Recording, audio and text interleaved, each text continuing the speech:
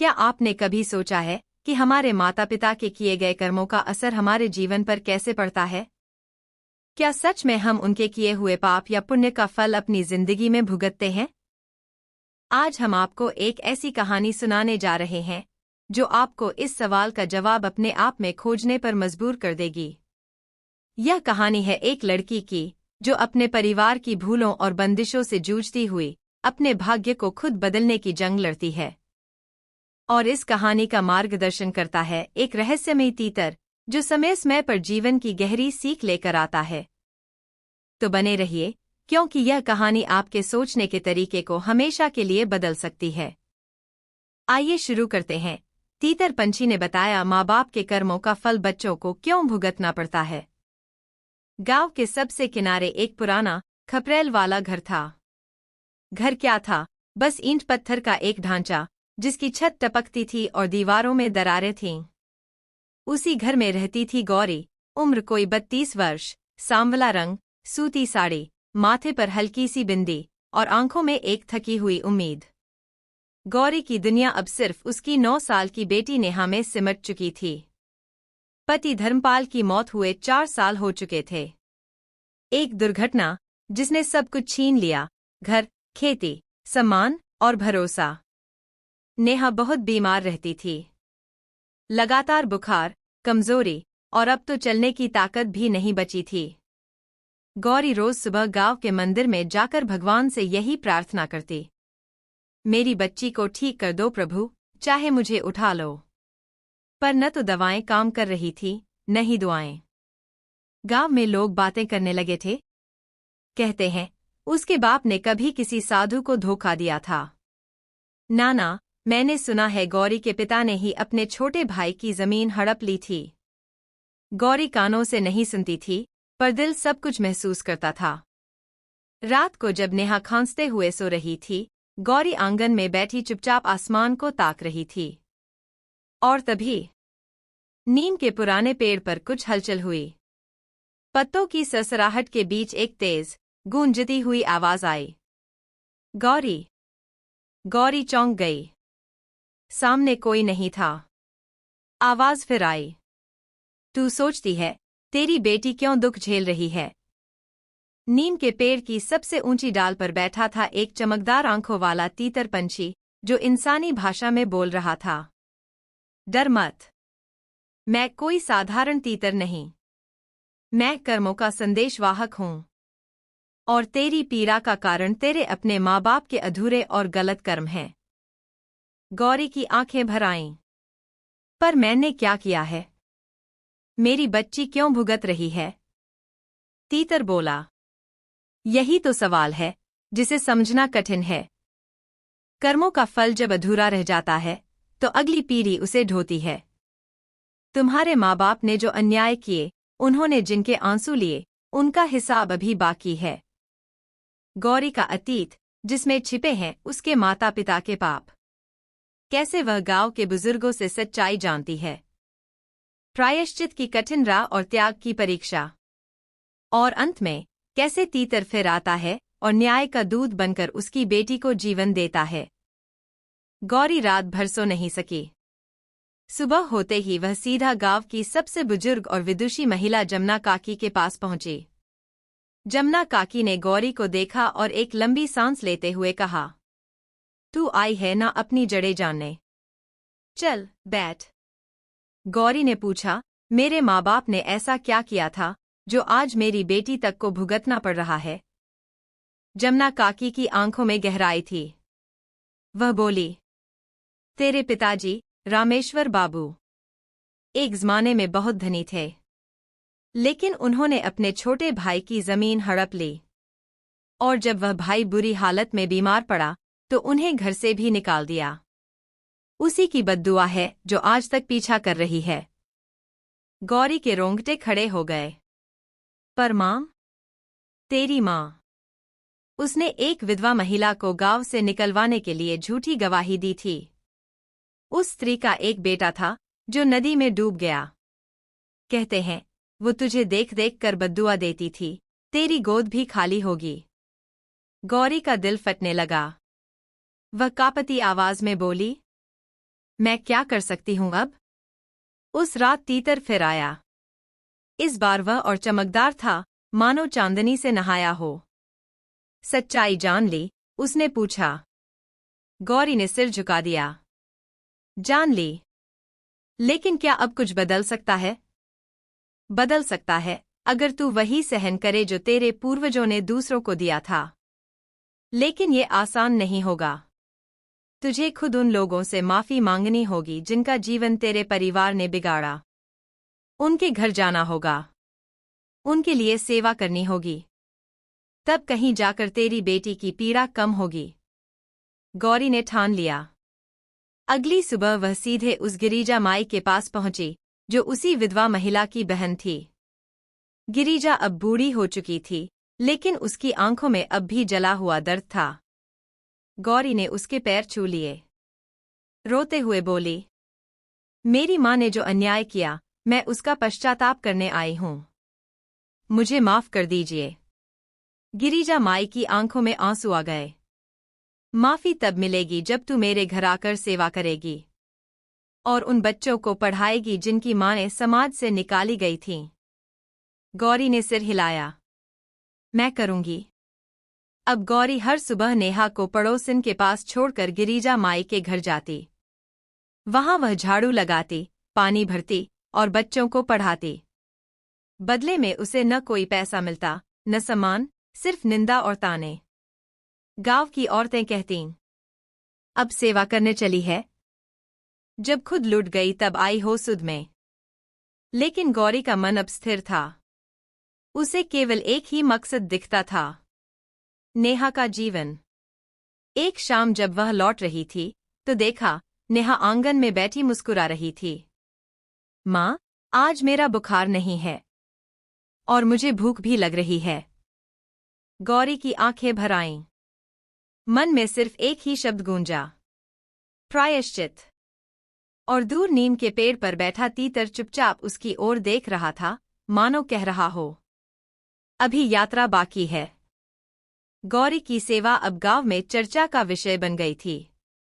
कुछ लोगों ने इसे सच्चा पश्चाताप माना, तो कुछ ने इसे ढोंग करार दिया।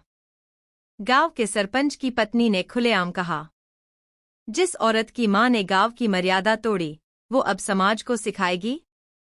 ये दिखावा है। गौरी चुप रही। ना जवाब दिया, ना बहस की। वो जानती थी, अब उसके कर्म ही उसकी आवाज हैं। लेकिन समाज के इन तानों ने नेहा तक पहुंचना शुरू कर दिया। एक दिन नेहा ने पूछा, माँ, क्या दादी ने सच में किसी को सताया था? गौरी की आंखें भर आईं। हाँ बेटी, और हम उनके कर्मों का भार आज भी ढो रहे हैं। नेहा ने मासूमियत से कहा, तो क्या मैं भी कभी माफ की जाऊंगी? गौरी ने उसे गले से लगा लिया। हम दोनों एक दिन जरूर मुक्त होंगे, बस तू हिम्मत मत हारना। तीतर अब हर तीसरे दिन नीम के पेड़ पर प्रकट होता। इस बार उसने गौरी से कहा, तूने सेवा से शुरुआत की, अब त्याग की परीक्षा बाकी है। तुझे वो जमीन छोड़नी होगी जो तेरे पिता ने अन्याय से ली थी। गौरी चौंकी। पर वो ही तो मेरे पति की आखिरी निशानी है, हमारी एकमात्र संपत्ति। तो क्या तू बेटी की जान बचाने से ज्यादा जमीन की कीमत जानती है? गौरी मौन हो गई। अगले ही दिन वह गांव की पंचायत में पहुंची और सबके सामने कहा, मैं अपने खेत वापस देना चाहती हूं, उन वंशजों को जिनसे ये अन्यायपूर्वक छीना गया था। गांव में सन्नाटा छा गया। लोगों की आंखें फटी की फटी रह गईं। सरपंच ने पूछा, तू क्या सच में सब छोड़ देगी? गौरी बोली, अगर इससे मेरी बेटी की सांसें लौटें, तो हाँ, मैं सब छोड़ दूंगी। उस रात गौरी बहुत थकी हुई थी। लेकिन जब उसने नेहा को देखा, उसका चेहरा तेज से चमक रहा था। कोई बुखार नहीं, कोई कमजोरी नहीं। गौरी के मुंह से निकला, हे ईश्वर, ये चमत्कार। और तभी तीतर फिर प्रकट हुआ। इस बार उसकी आवाज में करुणा थी। गौरी, तेरे त्याग ने वो ऋण चुकाया है जो पीढ़ियों से बाकी था। तेरे आंसू, तेरी तपस्या, तेरे माफीनामे। सबने ब्रह्मांड की उस पुस्तक में एक नया अध्याय लिखा है, कर्मों का मोक्ष। गौरी ने हाथ जोड़ दिए। क्या अब मेरी बेटी सुरक्षित है? तीतर बोला। हाँ, पर याद रख, कर्म का बही खाता गूंगा नहीं होता। हर पीढ़ी को अपने और अपने पूर्वजों के कर्मों का हिसाब देना होता है। तू भाग्यशाली है कि तुझे ये अवसर मिला पश्चाताप का, सुधार का और आत्ममुक्ति का।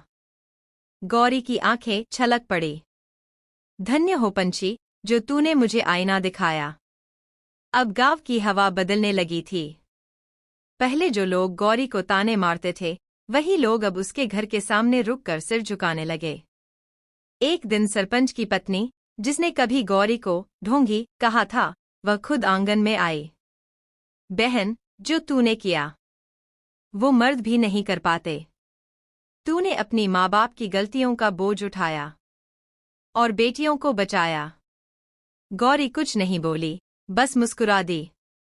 गांव के नौजवान अब गिरिजा माई के बच्चों को पढ़ाने गौरी के साथ जाने लगे। जिन बच्चों को समाज कलंक कहता था, अब उन्हीं बच्चों को गांव की पाठशाला में जगह दी गई। गौरी अब अकेली नहीं थी। उसका त्याग आंदोलन बन चुका था। नेहा अब पूरी तरह स्वस्थ थी। उसकी आंखों में फिर से रंग लौट आया था। स्कूल में वह सबसे आगे रहने लगी थी। एक दिन उसने माँ से कहा, माँ, मुझे बड़ा होकर डॉक्टर बनना है, ताकि मैं उन बच्चों की मदद कर सकूं जिन्हें लोग छोड़े हुए कहते हैं। गौरी की आंखों से आंसू बह निकले। बेटी, तू वो सपना बन जिसे मैं कभी देख भी नहीं सकी। तू उन पंखों को ओढ़ ले जो मेरी माँ ने दूसरों से छीन लिए थे। तीतर उस दिन नहीं आया, लेकिन उसके शब्द अब गौरी के भीतर बोलने लगे थे। एक रात, जब नीम के पेड़ के नीचे ठंडी हवा बह रही थी, तीतर फिर प्रकट हुआ, लेकिन इस बार उसका रूप दिव्य था। उसके पंख सोने जैसे दमक रहे थे। उसकी आंखों में एक अनोखा तेज था। गौरी, उसने कहा, अब तूने न केवल अपने पूर्वजों के पापों का प्रायश्चित किया, बल्कि समाज को भी दिशा दी। अब तेरा कर्ज चुक गया है। गौरी ने सिर झुका दिया। तेरे बिना यह संभव न था। तूने जो ज्ञान दिया, वही मेरी सबसे बड़ी पूंजी बनी। तीतर बोला, मैं कोई साधारण पक्षी नहीं। मैं उस चेतना का प्रतीक हूं जो तब प्रकट होती है, जब आत्मा पुकारती है और हृदय तैयार होता है बदलाव के लिए।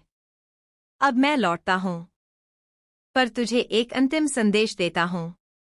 कभी किसी के कर्मों पर घमंड मत करना, नहीं शर्मिंदा होना, क्योंकि आत्मा वही है जो कर्मों से ऊपर उठकर समाज को रोशनी दे सके। गौरी की आंखें भर आईं। तीतर उड़ गया, आकाश में विलीन होते हुए, जैसे कोई सपना अपना अर्थ देकर चला गया हो। गौरी अब गांव की साधारण स्त्री नहीं रही थी। लोग उसे तपस्विनी गौरी कहने लगे थे। जिन बच्चों को उसने पढ़ाया, उनमें से एक ने जिले में टॉप किया। मीडिया आई, कैमरे आए, और पहली बार उसके आंगन में रोशनी चमकी, लेकिन यह दिखावे की नहीं थी, सम्मान की थी। गौरी से एक पत्रकार ने पूछा, आपका प्रेरणा स्रोत कौन था? गौरी ने ऊपर नीम के पेड़ की ओर देखा। एक तीतर, जो सिर्फ एक पक्षी नहीं था, बल्कि एक चेतावनी, एक अवसर और एक नई शुरुआत का संकेत था। पत्रकार मुस्कराया। क्या आप पर विश्वास हुआ कि माँ बाप के कर्मों का फल बच्चों को भी भोगना पड़ता है? गौरी ने गहराई से कहा, हाँ। लेकिन अगर बच्चा साहसी हो, तो वह उस फल का स्वाद भी बदल सकता है। गौरी ने अपने खेत का आधा हिस्सा गांव के गरीब बच्चों की शिक्षा के लिए दान कर दिया और वहीं पर एक छोटा सा स्कूल बनवाया, नाम रखा। वहां प्रवेश पाने के लिए न जात देखी जाती, न धर्म, न वंश। सिर्फ एक बात पूछी जाती, क्या तुम सीखना चाहते हो और दूसरों को ऊपर उठाना चाहते हो? नेहा अब किशोरी बन चुकी थी। वह स्कूल में पढ़ाती थी और धीरे धीरे उसका सपना डॉक्टर बनने का पूरा हो रहा था। गांव में जहां पहले लोग पाप के फल से डरते थे, अब लोग कर्म की शक्ति में विश्वास करने लगे थे। एक रात जब गौरी खाट पर बैठी थी, नेहा ने उसके पास आकर पूछा, माँ, क्या तीतर कभी लौटेगा? गौरी ने मुस्कुराते हुए कहा। वो तीतर हर उस इंसान के पास आता है जो अंदर से टूटा हो, लेकिन उठने की हिम्मत रखता हो।